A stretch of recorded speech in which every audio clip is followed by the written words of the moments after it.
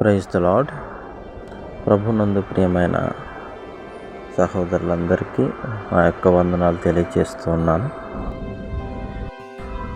అనేక దినములుగా వింటున్నటువంటి మాట ఏమిటంటే, అనేక మంది క్రైస్తవ సేవకులు, బోధకులు తెలియజేస్తున్నటువంటి మాట విశ్రాంతి దినము ఆదివారం అని.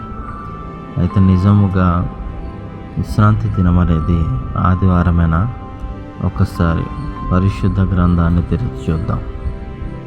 మత్తయి సువార్త 28వ అధ్యాయము 1వ వచనంలో చూస్తే, విశ్రాంతి దినము గడిచిపోయిన తరువాత ఆదివారమున అని వ్రాయబడి ఉంది. అయితే విశ్రాంతి దినం ఏమవుతుంది? ఆదివారం అవుతుందా లేక శనివారం అవుతుందా?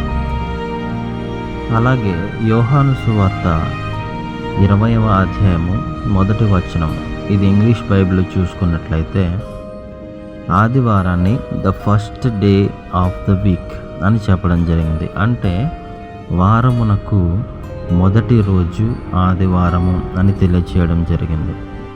పరిశుద్ధ గ్రంథము తెలియచేసేది ఏమిటంటే, ఆదివారము వారములో మొదటి దినము, శనివారం అనేది వారములో చివరి దినము.